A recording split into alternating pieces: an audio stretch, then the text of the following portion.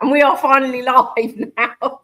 Clearly, the heat is getting to everybody, and I wasn't able to press the go live button properly. But welcome, everybody, from wherever you are in the world. I know we've probably actually all got fairly similar temperatures, actually, except for I'm just about 7 hours behind you in the UK. So, hey, there we go. But welcome, as ever, to our monthly Men as Allies conversation, and I hope everybody is surviving the heat. So last month we explored the culture we create, and this afternoon, as it is for me, we're taking that next step, because most organizations can tell you what they value: respect, trust, inclusion, belonging. But culture isn't measured by what we write, it's measured by what people experience. So, I'm going to throw it to you guys. Firstly, welcome. And, have you ever worked somewhere where the values, that poster on the wall said one thing, but didn't quite match what happened in reality? So, yeah, I guess I'm going to throw it to you guys. What creates that gap? And how does that work for? I'm going to have to be pretty careful here. I would say yes, with respect to my esteemed former employer, that there was a little bit of a gap between the value statement and proposition around purpose and how that then aligned to the experience. As I say, being a little bit careful and diplomatic. I think there lacked a little bit of honesty in it, in that a lot of what they said was spot on. Yeah. But there was a big old elephant in the room about the creation of shareholder value, which didn't really exist in the statement, and yet was really quite an impactful thing in the way the whole organization lived and breathed. No, and I appreciate that you have to, play the diplomatic card. But I think it's true of so many organizations, across the globe. But it's like, there's typically values slapped on the wall. This is what we value. And then, even as guests, as in even in my experience in this hotel, if you've seen my post this week about the kettle, and you'll know what I mean, was that they put guest experience at the heart of everything, and in the description told me that I was definitely going to have a kettle in the room. In fact, it was one of the reasons, believe it or not, why I upgraded to the room I did, because there was also slightly more space, was because of the kettle. And also because I knew I was going to do a live. So I needed a bit more space than, frankly, sitting on my bed, being able to touch both sides of the walls. And when I arrived, funnily enough, there was no kettle. But lo and behold, later that day, a kettle arrived. And for me, in that moment, that was the hotel actually living their values, because the way I experienced the values that they had on the wall was very real. And I think this is where, for me, it's so crucial when it comes to allyship, in terms of having people on board, is that it can't just be lip service and, a poster on the wall. I know, Mark, thoughts? Well, it's an interesting thing. And I've worked for plenty of companies that have values on the wall, and they're lovely. They sound amazing. They sound great. They're not true. They're certainly not lived. They're an ideal. They're something that they would like to be real, but they're not lived. And I think sometimes organizations confuse their mission with their values, and what they're trying to achieve with their values, and that drive becomes the pivotal thing. And I think that's the key thing in where we talk about values. Sometimes we might espouse to have certain values, but what we want in the moment becomes more important than the values that we say that we're trying to live, or we say that we represent us, or that we pretend that we are about. And there's that there's a deliberate, a willful blindness to that truth, in many respects.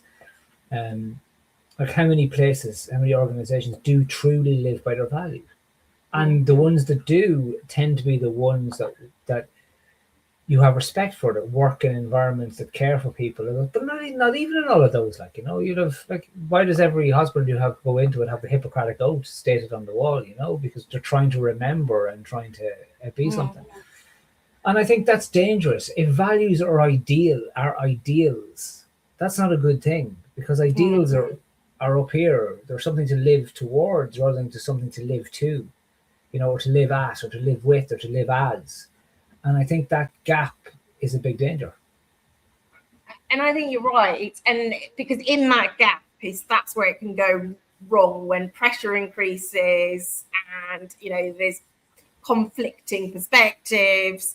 And I think that's where, for me, that's where the challenge can come, when we're trying to build allyship. We're trying to work men and women together to bring greater understanding. It's in that gap that actually things can start to, I suppose, break down quite quickly. I think it's because the more pressure that we apply and the lack of co-creation of those values and feeling that you are actually living them, the experience is totally different. In fact, you're not experiencing them.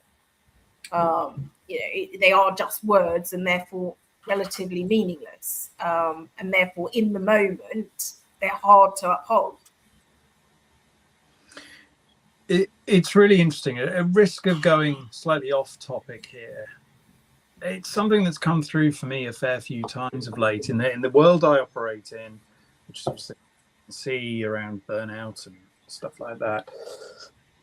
Some of the worst cultures I have seen for this actually exist within HR. HR consultancies and in-house HR teams, and this is not one I refer to my previous employer, where actually I think we were really good in that function. But the tone they set for the organization and for their clients, if it's an HR provider, and yet the values that are being lived and experienced by the people in that function run contrary to every piece of advice they then give to those clients or stakeholders. It's shocking sometimes. And so I do pick up a number of clients in this HR space, and it just then impacts, and this is where I think we can bring it back to the narrative that we're talking about, it impacts their ability to then provide and stand behind the advice they're giving, because they're not experiencing it themselves. I think that's so true. So yeah, no, and so I was just sort of theorizing, if we equate that to sort of the area of focus here, there's a lot of positive noise about equality and allyship and all these sorts of things, but it's then the experience that women have that will shape whether they really believe it and invest in it and feel the security of it, rather than the words that come out, because if they don't feel it, nothing changes. And that's the critical thing. If they don't feel it, then nothing changes. And I think that is the crucial piece, isn't it? It's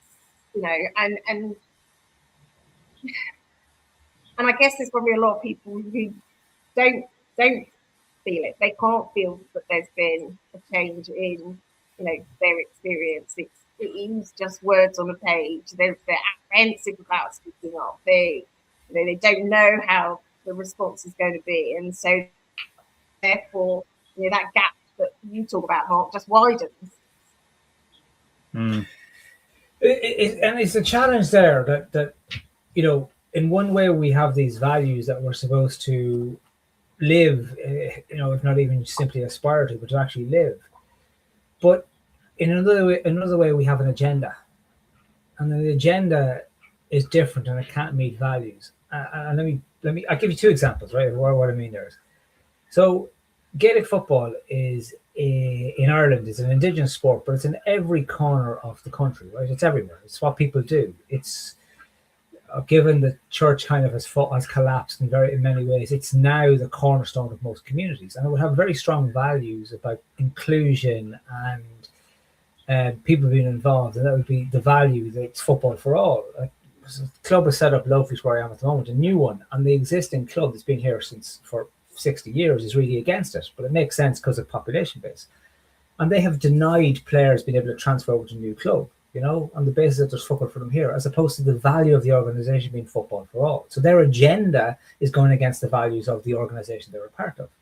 Now, if I bring it to, I had a post today and I used Conor McGregor as an example because he's a toe rag, right? But he was convicted of rape in a civil court in Ireland, and his appeal was thrown out as well. And he's fighting this weekend, and it's just the only reason it's in my head is because I saw a couple of videos on Instagram a couple of days ago, somebody doing a vox pop with people asking them, will you support Conor McGregor? And everyone who they asked who was Irish said, not a chance.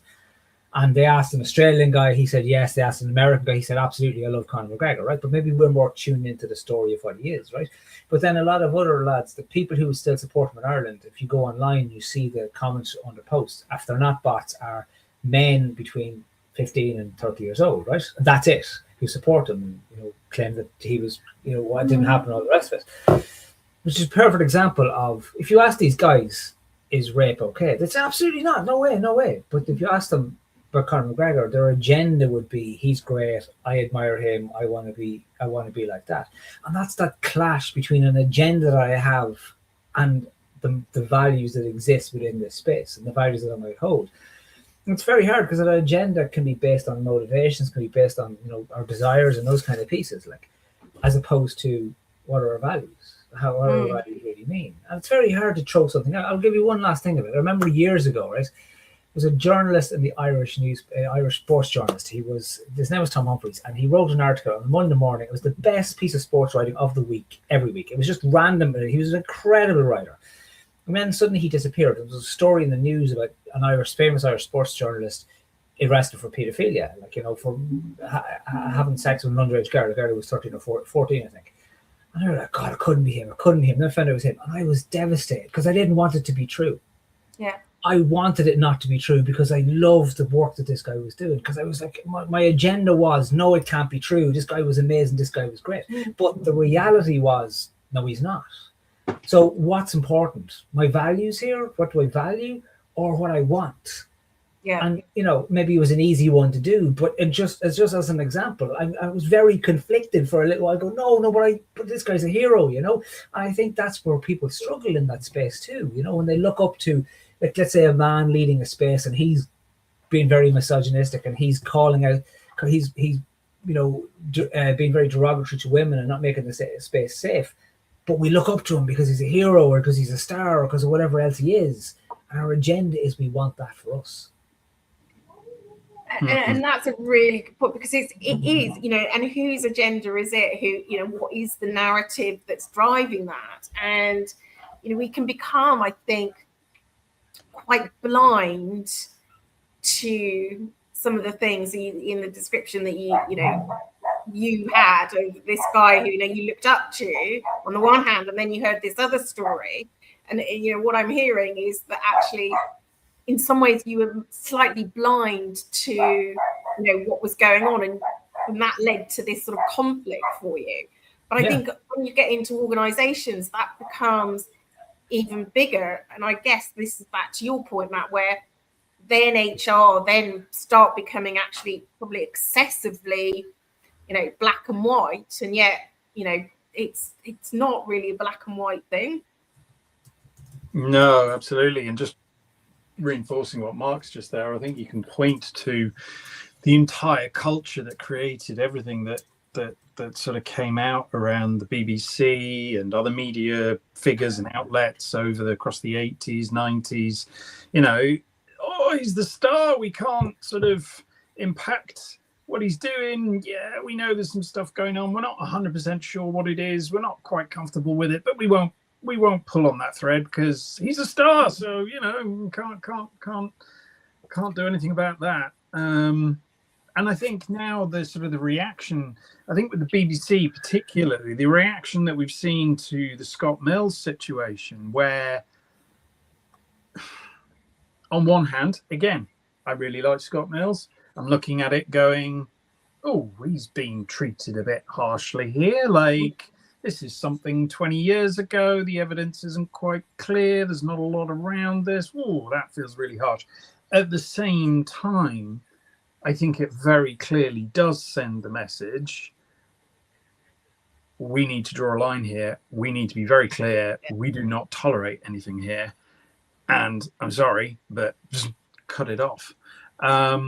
So, yeah, it's absolutely this situation where, I don't want, like, Scott Mills is a very popular person. All the people being interviewed who work alongside him are like, oh, but he's wonderful, he's lovely, like he couldn't have done anything, and da, da, da, da, da. And the two can be true at the same time. But I think the BBC have sent a very, very clear message that has drawn a line in the sand for future situations that just says, enough, this organisation doesn't accept it anymore, which I think can only be seen as a good thing, frankly, even though I enjoyed listening to Scott Mills on the radio every day. Yeah. And do you think that, I mean, look, don't get me wrong, I'm not condoning, that sort of behaviour going on, but do you think it has to be such a hard line approach that, like, literally it's zero tolerance? I think for an organisation that's had such problems with it before, I think yes. I think if it was a different institution that didn't have the cultural history or the difficult history that the BBC had, maybe it would have been a different situation. But I think given everything that's gone before, I think they had to be, really. Yeah. It's very interesting, guys. And look, the BBC means something very different to yourselves than it does to me, right? Because it is this bastion of Britishness, and we do the right thing and all the rest of it, which I can tell you it doesn't from my perspective. We already knew that. But even only this week, a clip is online. I think it's from Newsnight, where Kay Burley, the Sky News presenter, was on it. And there was a couple of ladies on it, and they were talking, a couple of women on it, talking about abuse and abuse victims finally coming forward. And they're talking about people who are victims of Henry Mountbatten. They mentioned Jeffrey Epstein. They mentioned Prince Andrew. And at the end of this conversation, Kay Burley said, oh, we must remember also, though, that he was a war hero. I think that's worth noting. And the other two women just stopped and went, like, what? What? So there's like, what is your agenda? Like, what's that establishment agenda around this whole thing that is like, this is fine? And so I'll go back to the Conor McGregor thing. So Conor McGregor is on the Jimmy Fallon Tonight Show, right? Why is he there? Because he's part of the establishment agenda, a rich elite, that he can do that's fine, that his actions don't have consequences. He's part of the entertainment space, and so we can allow him to do that, despite the fact that women aren't safe around him.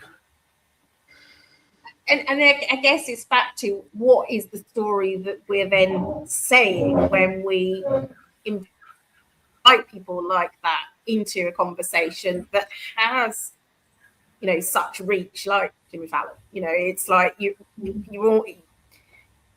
almost implicit that you're condoning that behaviour, which makes it harder then for, if you put that into an organisation, that makes it harder for people to know exactly where they stand.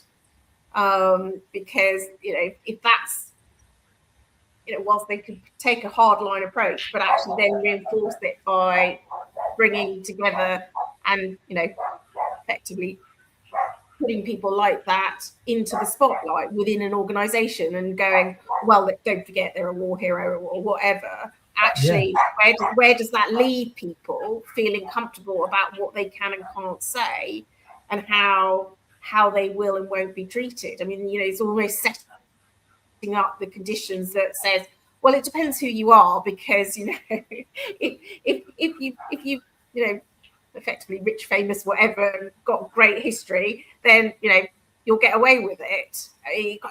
That's the kind of feeling I'm getting, from that example. Put it into an organisation, and that's really what they would effectively be saying. Hence, why, as you say, Matt, that the BBC had to really come down with quite a hard line. That no, zero tolerance, because they faced so much criticism on the previous situation where they'd left it a bit too long. And deliberated a bit too long before taking any action whatsoever. I don't know. I mean, what are your thoughts? I mean, the Jimmy Fallon thing just really irritates me intently, because I see things which make me think, oh, we're going in the right direction. Now, I then also have some skepticism about, the source of that move in the right direction, i.e., look, I guess being a massive Manchester United fan, the big case in point in recent years for me was the case of a very talented young footballer called Mason Greenwood, product of Manchester United Academy, made his debut for England at a very young age, seen as the future of the club. Big articles on Match of the Day talking about, how if this guy doesn't break all of Alan Shearer's Premier League goal scoring record, something will have gone wrong on the way, because he's such an amazing talent, left foot, right foot, everything, blah, blah, blah. And then there was this situation with his partner where she took photographs of the result of physical abuse he'd received from her, posted them online. She posted audio that she'd been brave enough to record of him saying, I don't care what you want, and basically forcing himself on her. And obviously Manchester United as an institution took the call of, right, we need to immediately suspend him. He cannot play for our club. Thumbs up. I'm conscious of some other figures recently where that hasn't happened, where Premier League football clubs have said, oh, well, he's innocent until proven guilty, so he can continue to play. Manchester United drew a hard line and said, no. Now, was that because they hold much better values than other Premier League clubs? No, I think it was just because evidence was more in the public domain that suggested guilt. Then what happened was the partner he was with is still his partner. They've now had a child together. And funnily enough, she no longer wanted to present the evidence in court around this case. And so the case ultimately ended up being dropped. Manchester United sent him out on loan to Getafe in Spain. Basically out of sight, out of mind, get the problem away. At Getafe, there were a fair few fans going, we're not entirely comfortable with him landing at our club, but hey-ho, it's okay because he's a world-class footballer. And then, at the end of that season, Manchester United set up on a path of trying to reintegrate him into the club. There was such uproar with that. The women's team quite rightly came out and created a massive stink. Fans of the club, both male and female, came out and said, oh, my word, no. And yet, at the same time, there was obviously other commentary saying, oh, well, he was found not guilty. It's fine. To which everyone went, have you heard the audio? Have you seen the pictures? So ultimately, they ended up selling him to Marseille. And again, I think a little bit to your example with Conor McGregor with Australians in the US, where they're not so close to the story and the realities of it. I'm not saying Marseille were happy as a club to take him. There was definitely pushback there as well, but it was a case of, well, we're not so close to this case, we don't know it so well, and he's a world-class footballer. Yeah, okay, we'll accept it, signing him, but there were still big problems there. So every time I think there are moves forward, like that movement of rejection by the Manchester United women's team and significant supporters to say, if this happens, we will stop supporting Man U. This is a line you cannot cross. Brilliant. For everything that there is like that, then you have other Premier League clubs continuing to employ people who have been arrested. And then you have things like Jimmy Fallon normalizing that, this guy can remain in the public eye. That's fine, And it's intensely frustrating. Is that just such an example, though, of you know, we like to put our faith in organizations that they might represent, because they represent us, let's say, or we allow them, particularly sporting organizations is a great example, allow them to represent us. But maybe their values aren't quite in line with what we would think. Like, there was a rugby coach being hired by Munster Rugby earlier this year, and they brought him in and all. The board brought him in. And then there was suddenly an outcry because he had been convicted or accused of rape couple of years, a few years previous to that. Like, so there was a huge outcry amongst the fan base, and they said, no, we're going to stick with this guy. And they stayed for about a month, and they realized we can't get rid of this. The smell won't go away. Oh, we're sorry, we made a mistake here, you know. And that happened a couple of times. It was an Irish rugby player and another guy in a rape trial. It was found inconclusive in the end. The evidence isn't pretty, and then they never played in Ireland again. They played in England and in France, but were never allowed to play back in Ireland, you know, on that basis. So it's interesting, though, that the club wanted to keep them, but then they realised that the outcry would be too much. And it's such an example that it's not that the club responds to the club's values or the institution responds to the institution's values. The institution responds to the public outcry as to what's the right thing to do. And that becomes the thing to do, which in a way, look, in a way shows us we can't be trusting and giving faith in the institution, but at least we can in people. Because in general, and it goes back to, as we've discussed here many times, that idea that 4 in 5 men don't support the likes of Conor McGregor and all this kind of stuff, you know? So the voice against is loud, is very loud. And when stoked, is very loud and can change an organization's attitude. To bring in even in the BBC in it, they know that they have to do the right thing because the backlash is too much. It's too loud. There's no way to deafen it. It's so loud that they have to be seen to do the right thing as quickly as possible in all these situations. But that's because our voice is loud enough. And I guess to that point, does it, you know, and I've kind of where I've gone to in my head, you know, hearing those two, you know, several examples really, you know, does it mean that it just has to be from, you know, people shouting louder? Because, you know, for me, it just feels like, and unless we do that, then nothing changes. But then I go to a place of, why should it come to that in the first place? Well, I think it's what Mark said at the beginning, that the values are fine to a point. And the point is if it conflicts with our mission. So like Manchester United's mission is to create the most successful football team that they can, sell the most shirts, make the most money and revenue, and we're therefore prepared to overlook and tell a story of reintegration and being apologetic and giving him a second chance and everything, until the fan base went, no, not a chance. So I think it's a case of these values that companies come out with currently, unless we make a noise, are only okay and only, you know, sacrosanct up to a point. And that point is that it affects the mission of the business, which is usually shareholder value, profitability, these kind of things.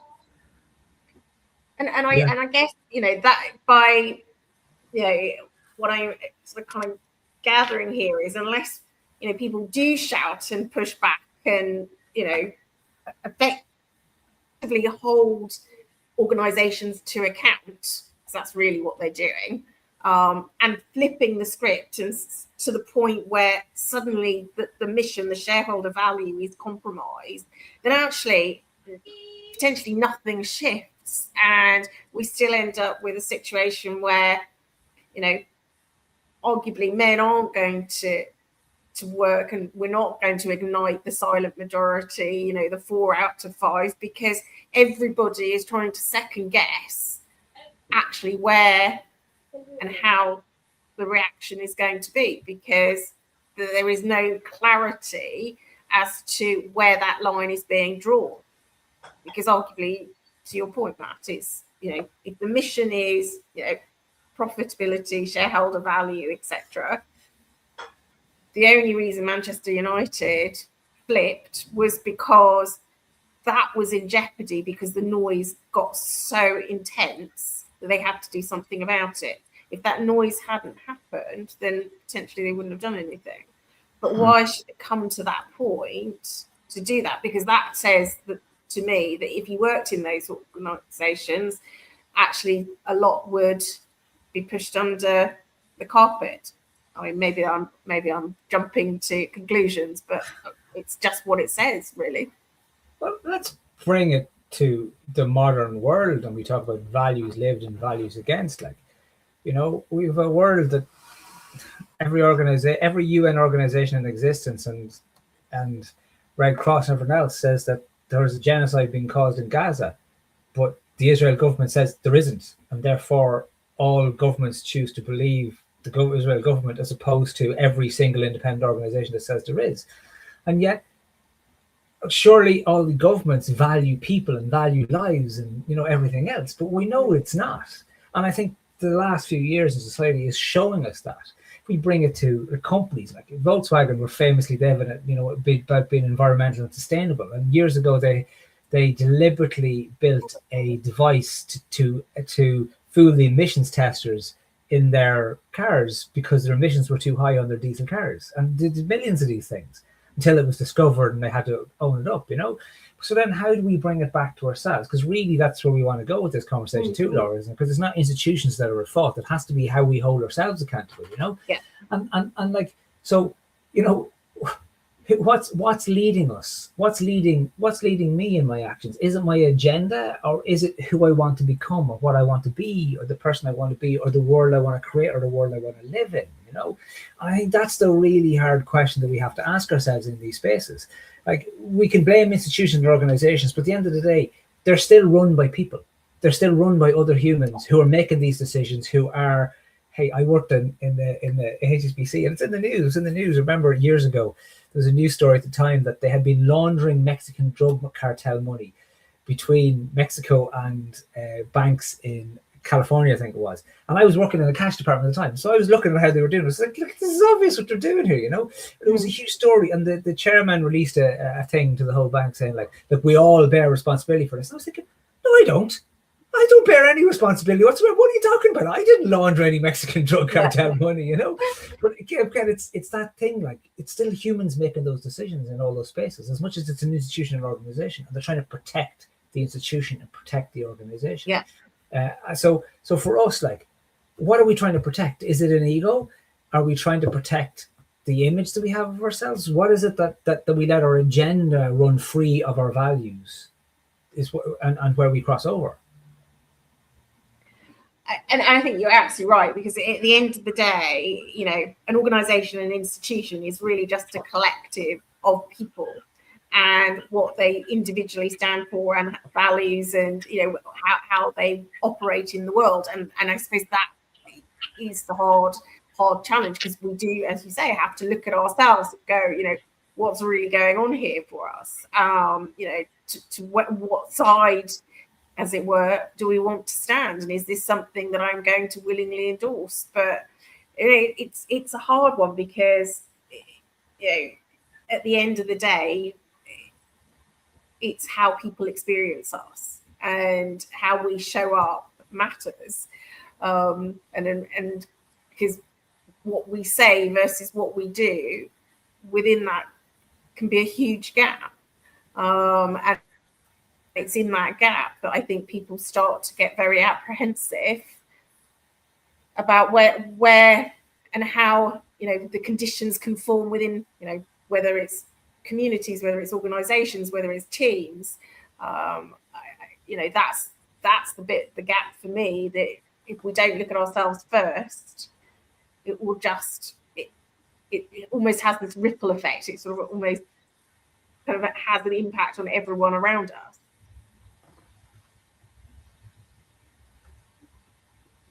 But I think, you know, for me, it's where do we start, and how do we take that first step? And I think it's probably being true to ourselves first, maybe. Yeah. Of what we value. Calling ourselves out of it, like, you know, being very clear on what matters to us and what's important to us. Like, I know I've mentioned before, my wife is always sending me stuff, like, you know, look at this video about, you know, what women go through and stuff, you know, what women have to do. Like, she's always sending me stuff. because we have daughters. She's like, you need to be aware of this, you know? Yeah. And so that is a constant challenge to my agenda for where I think the world is safe, I'm grand, there's nothing to worry about. What's the reality? What the world I want my kids to grow up in? What's the value of that, you know? Like, my youngest went on a train today on her own for the first time. And she would struggle with these kind of things. Executive function wouldn't be the best. And the person who was supposed to meet her missed the train, so wasn't there. So she had to then get another train to somewhere else. Yeah. But our advice to her, like, and this goes to show you the world we live in, we're saying, look, okay, so you sit in a train, sit beside, if you see a mother with kids, sit close to them. You see, you know, pick where it's safe and sit where it's safe. Yeah. As opposed to, it's safe, you know? No, it's not that it's safe. Pick where it's safe. Find the safe space and sit there. Like, which is, you know, what's the world if I'm having to give that advice? No, and you're right. It's sort of an indictment on, you know, the world that we find ourselves in, is that that's how we may experience it, and therefore we're almost preempting that is going to be the experience, and it feels like we have a long way to go. It does, and I think for me, this all sort of serves to bring it back to a point that we've made before, that inaction is no longer an option, because inaction means that values will be compromised in the pursuit of profit and things like this. So it does take people, not just, and I mean men, I guess, really with this, it does take us not just not tolerating it, but saying that we don't tolerate it, being quite clear on that, and being quite clear on where lines are. Because, yeah, if we don't, we can see that institutions won't change. The establishment won't change, because if at first moment it runs contrary to the mission, it'll get compromised. Yeah. And then people don't believe, and then at that point, then people don't engage, because they can't see the impact that, you know, it's going to have in their voicing whatever the concern is, whoever that is. Well, folks, as ever, fantastic to see you guys, and we're not having one in August because we're going to take a month off, so we're not going to meet again till September. But as ever, have a fabulous August, and look forward to catching up with everybody in September. Thanks all. Thank you.